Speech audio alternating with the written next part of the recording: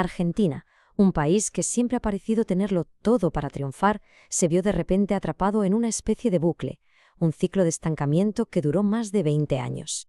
Hoy vamos a desgranar las claves de esa parálisis, una crisis que sin duda marcó su historia moderna. Pues sí, esa es la pregunta del millón, ¿verdad? La que ha tenido a economistas e historiadores dándole vueltas a la cabeza durante años. ¿Cómo es posible? ¿Qué pasó para que un país con tantísimo potencial se quedara literalmente atascado durante 2 décadas?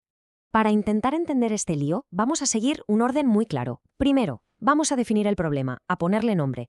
Después veremos qué se intentó para solucionarlo y, lo más importante, ¿por qué nada de eso funcionó? Empecemos por el principio, por el diagnóstico. ¿Qué le pasaba exactamente a Argentina en aquella época? El concepto clave que manejan las fuentes para explicar esto es el de crisis orgánica. Suena un poco académico, pero la idea es sencilla. Es una situación en la que el sistema que manda, el que tiene el poder, ya no funciona, pero tampoco hay nadie, ninguna otra fuerza, que sea capaz de tomar el relevo y proponer algo nuevo que funcione. Un callejón sin salida, vamos. Y este callejón sin salida duró nada menos que 21 años, un periodo de una inestabilidad brutal que arranca con la caída de Perón en el 55 y acaba de la peor manera posible, con el golpe de Estado militar del 76. Entre medias, un montón de intentos fallidos. Vale, pasemos a la economía. ¿Qué es lo que estaba tan roto en el motor económico argentino para que nada avanzara? Aquí está la clave. El problema no era una mala decisión de un gobierno concreto, no. Era algo mucho más profundo. Por un lado, el modelo de siempre, el campo, el gran motor agroexportador, estaba agotado, ya no daba para más. Y por otro lado, la industria, que se suponía que debía ser el futuro, pues era totalmente dependiente. No era productiva, no era competitiva, no podía caminar sola. Entonces, si el motor estaba roto, ¿cómo es que el país seguía funcionando, aunque fuera a trompicones? Pues a base de parches. El Estado tuvo que inventarse unos mecanismos de compensación que en realidad solo eran tiritas para una herida muy profunda. Y estos eran los 3 grandes parches. Primero, sacarle dinero al campo, que era lo único que funcionaba, para dárselo a la industria, que no lo hacía. Segundo, pedir dinero fuera, endeudarse hasta las cejas. Y tercero, apretarle el cinturón a los trabajadores, bajando salarios y recortando derechos para que los números cuadraran. Como se puede ver, ninguna de estas era una solución real, solo era posponer el colapso. Ante este desastre, lógicamente surgieron diferentes ideas sobre cómo arreglar el país, 3 grandes proyectos que se enfrentaron entre sí.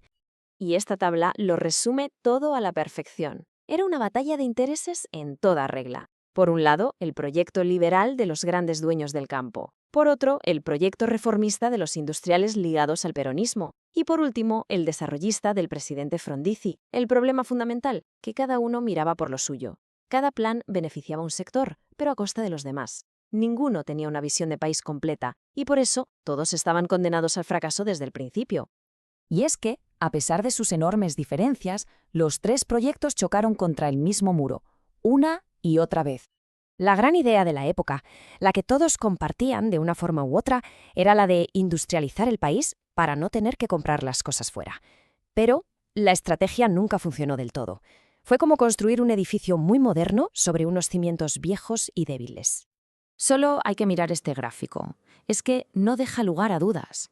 Después de 20 años intentando ser una potencia industrial, el 75% de todo lo que Argentina vendía al mundo seguía saliendo del campo. La industria era una parte muy, muy pequeña del pastel. Más del 70%. Esta cifra es la que lo explica todo. Da igual cuántas fábricas se abrieran. Argentina seguía dependiendo del campo para conseguir los dólares que necesitaba para importar las máquinas y los materiales para esas mismas fábricas. Era un círculo vicioso del que no se podía salir. Y esto nos lleva a un debate de fondo muy interesante.